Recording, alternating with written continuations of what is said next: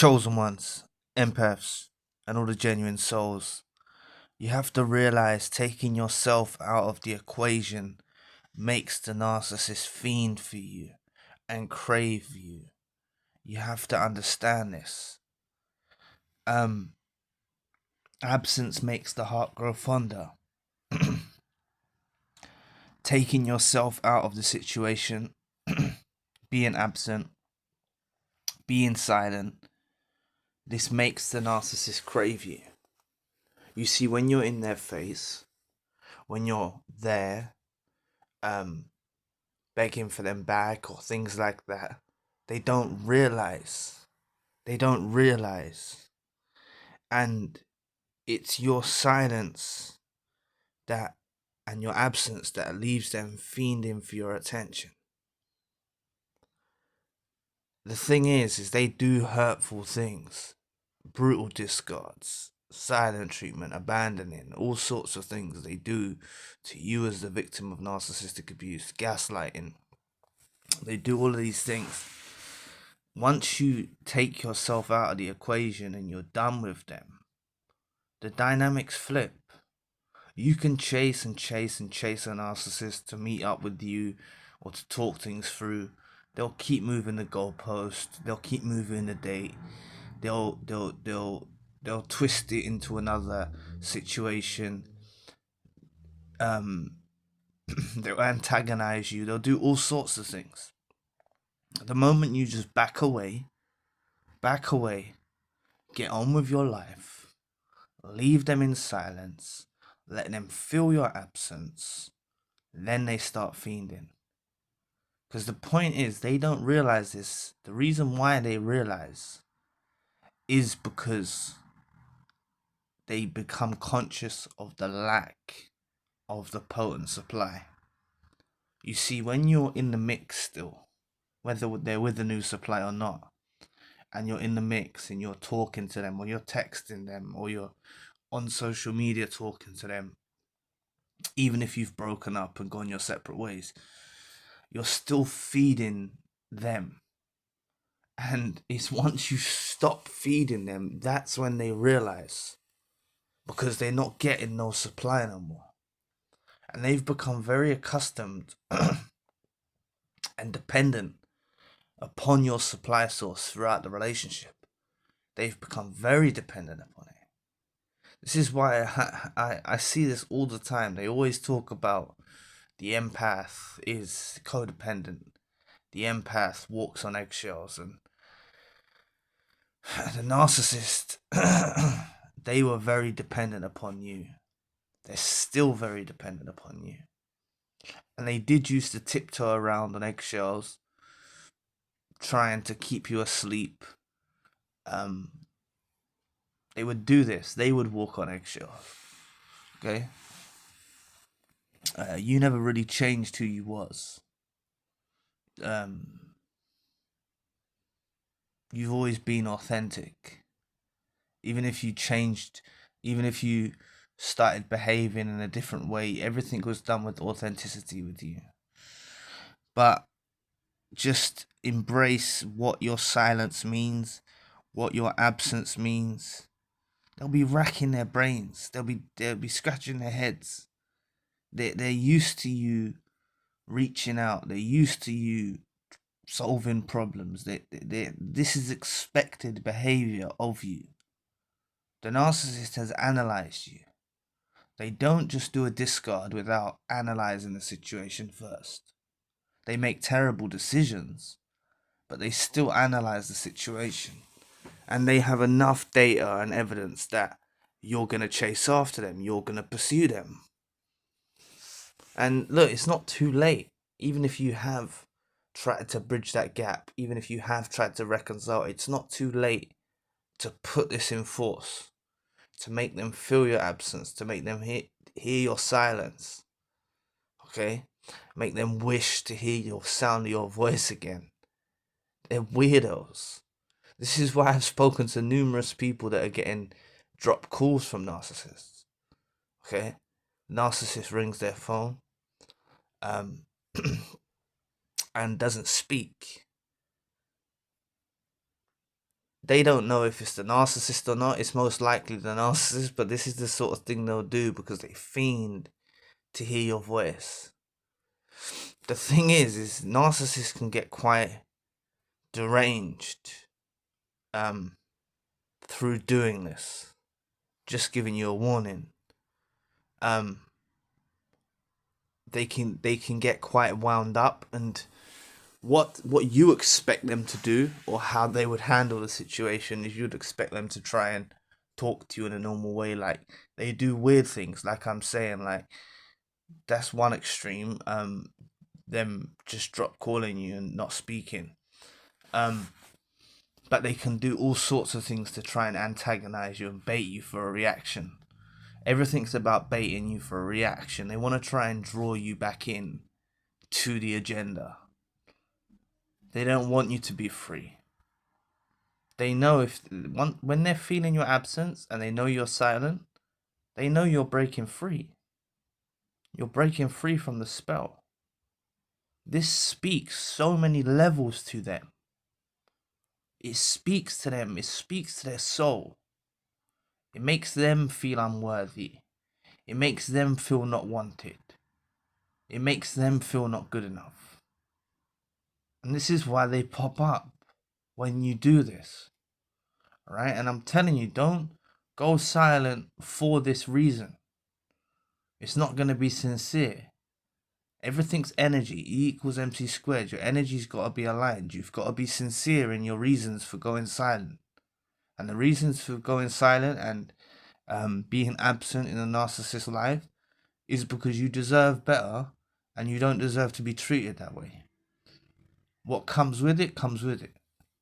But just don't be shocked if they do something outlandish.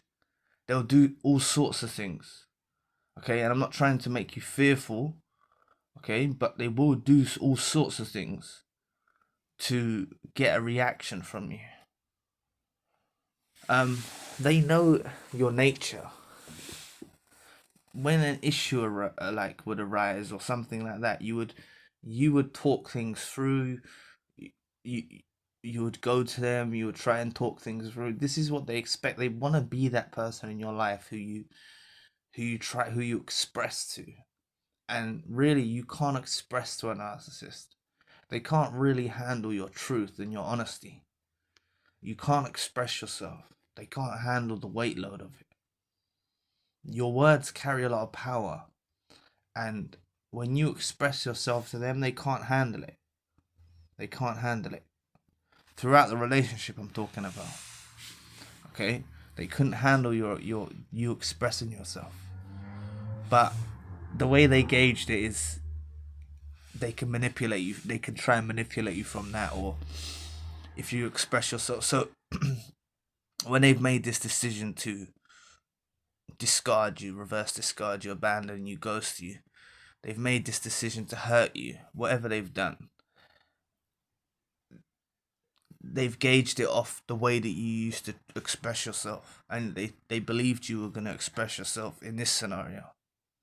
And that's why I'm trying to give you advice to just, you go absent, you go silent.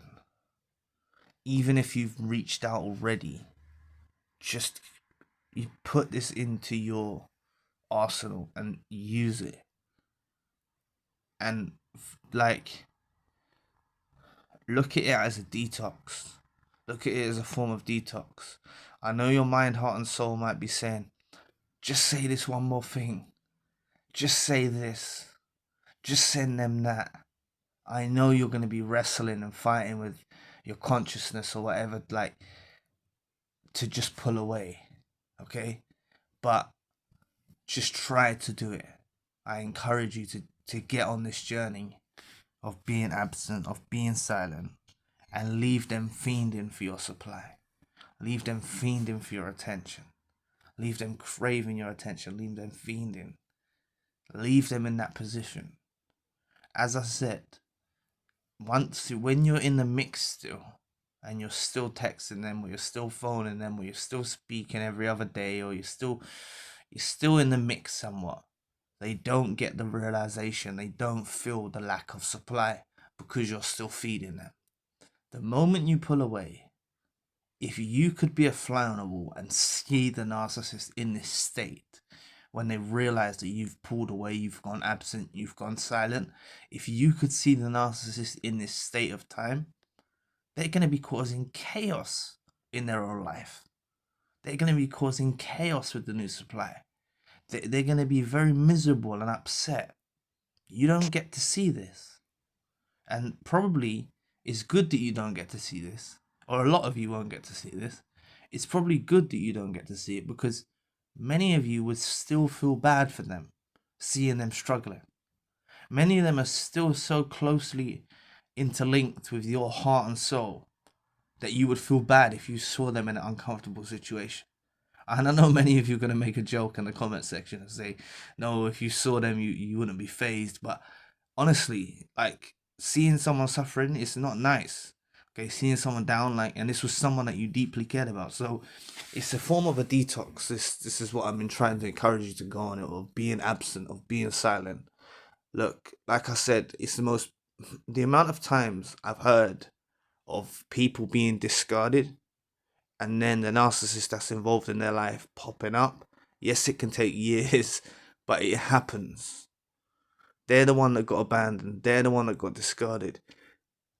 The victim of narcissistic abuse used silence, went absent, and just got on with their life. And the narcissist that discarded them or abandoned them or ghosted them ends up popping up in their life. And the person they were shocked. The people that went through this, who I've spoken to, were shocked. Knowing this happened, seeing this take place, is very shocking for the system. And they felt like a little reset. It was like, brings back all of those feelings again. Not love and stuff, but like all those feelings of, and like, it just antagonized them, it annoyed them. And I can understand them being in that situation. It would just reset, because you would have gone so far in your healing, and then they pop up after this time.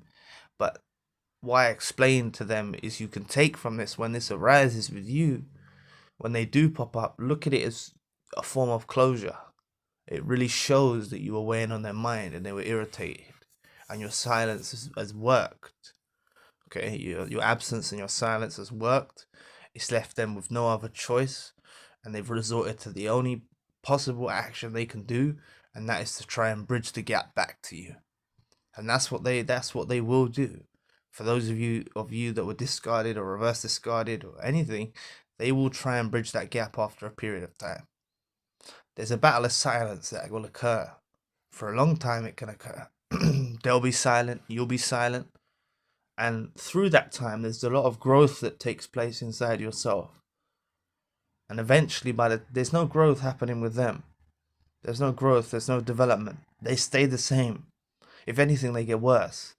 But the silence, they'll maintain the silence to try and bait you out, or don't be fazed by it. You're going silent, and this is a lifestyle choice, because you don't want to speak to them no more, because you don't want nothing to do with them. And this is the approach that you need to have.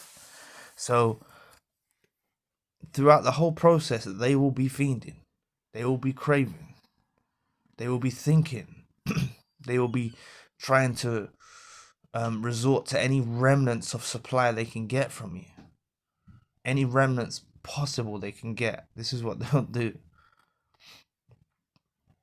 Even if it's a fantasy or thought in their heads, they'll drift off with that if it reminds them of you. Honestly, it annoys me that so many people believe it's not your fault, right? But it's sometimes misinformation as well about the narcissist. Is this being that doesn't have any feelings, and they're very emotional, okay? Unhealthily emotional. Like, you got to understand, right? You could do something on a given day, like, okay, let me think of an example.